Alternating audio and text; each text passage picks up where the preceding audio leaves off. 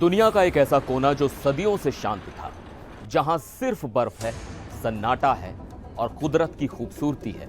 लेकिन अचानक उस सफेद चादर पर फौजियों के बूटों की आवाजें सुनाई देने लगी हैं। रातों रात दुनिया की महाशक्तियां अपने सबसे खतरनाक सैनिकों को वहां भेज रही हैं। एक तरफ दुनिया की सबसे बड़ी सुपर पावर अमेरिका की Arctic trained force stand by पर है, तो दूसरी तरफ डेनमार्क ने अपने कमांडोज उतार दिए हैं, जिसे रूटीन एक्सरसाइज कहा जा रहा है। उसके पीछे की कहानी कुछ और ही है। क्या हम दुनिया के सबसे ठंडे इलाके में एक बेहद गर्म जंग की आहट सुन रहे हैं? नमस्कार, मैं हूं सिद्धार्थ प्रकाश। आज हम बात कर रहे हैं उस खतरे की जिसे फिलहाल नकारा जा रहा है, लेकिन जिसकी तैयारियां जमीन पर साफ दिख रही हैं। मामला है ग्रीनलैंड का, वो जगह जिसे लेकर अमेरिका के राष्ट्रपति डोनाल्ड ट्रंप की अपनी महत्वाकांक्षाएं हैं। खबर आ रही है कि अगर अमेरिका और डेनमार्क के बीच ग्रीनलैंड को लेकर कोई डील नहीं होती तो एक सीमित सैन्य टकराव यानी लिमिटेड आर्म्ड कन्फ्रंटेशन हो सकता है।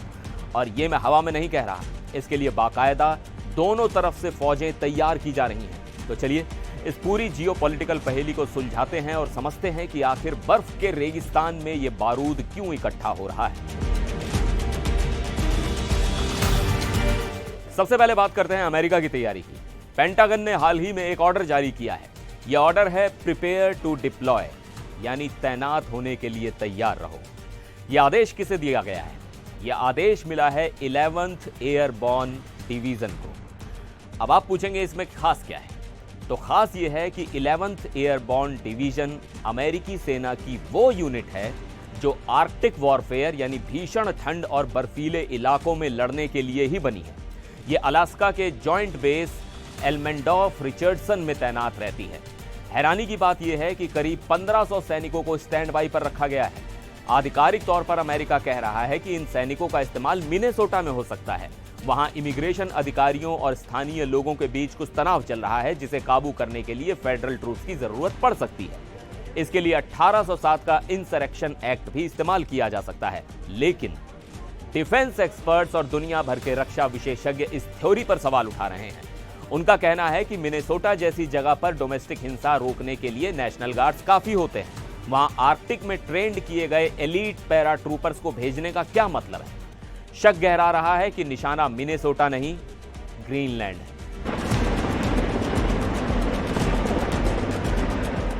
अब जरा दूसरी तरफ देखते हैं।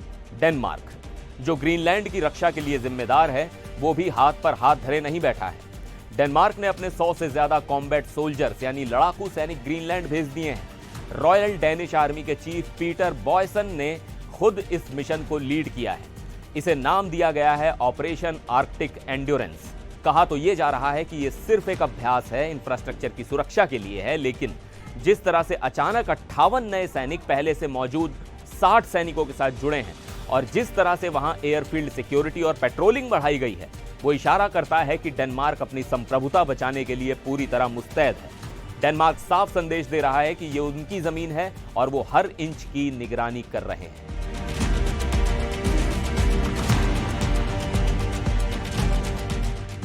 कहानी में सिर्फ अमेरिका और डेनमार्क ही नहीं है, अब इसमें नाटो और नोराड की भी एंट्री हो गई है।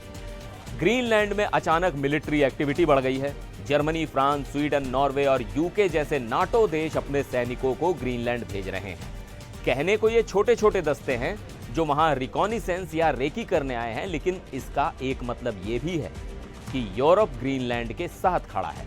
ये एक तरह का शो ऑफ सॉलिडेरिटी है। वहीं नोराड यानी north American aerospace defence command, जो अमेरिका और कनाडा का साझा डिफेंस सिस्टम है, वो भी पिटुफिक स्पेस बेस से अपने ऑपरेशंस चला रहा है। अमेरिका के पास वहां पहले से करीब 200 सैनिक परमानेंटली तैनात हैं और वो वहां एयरफील्ड को अपग्रेड करने के लिए $25 मिलियन खर्च करने का प्लान बना रहे हैं। नोराड कह रहा है कि ये सब रूटीन है, पहले से प्लान्ड है।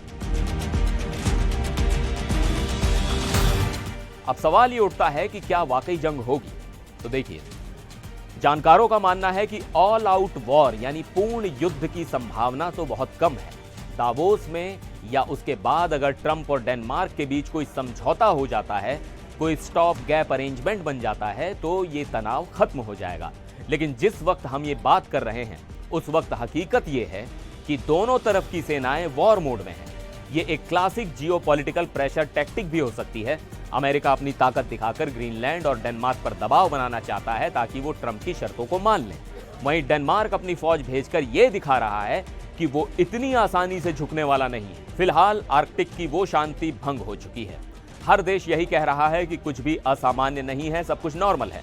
लेकिन इतिहास गवाह है, जब फौजें बॉर्डर पर खड़ी होती हैं और नेता सब नॉर्मल है कहते हैं, तो अक्सर हालात सबसे ज्यादा नाजुक होते हैं। 11th एयरबोर्न डिवीजन का स्टैंड बाई पर होना और डेनमार्क का रीइंफोर्समेंट भेजना ये संयोग नहीं है। ये शतरंज की एक बिसात है जहां प्यादे अपनी चाल चल चुके हैं। अब इंतजार है वजीरों के फैसले का। इस खबर पर हमारी नजर लगातार बनी रहेगी। जैसे ही बर्फ पिघलेगी या माहौल गर्म होगा, हम आप तक हर अपडेट पहुंचाएंगे। फिर मिलेंगे एक और वीडियो में। देखते रहिए NDTV इंडिया।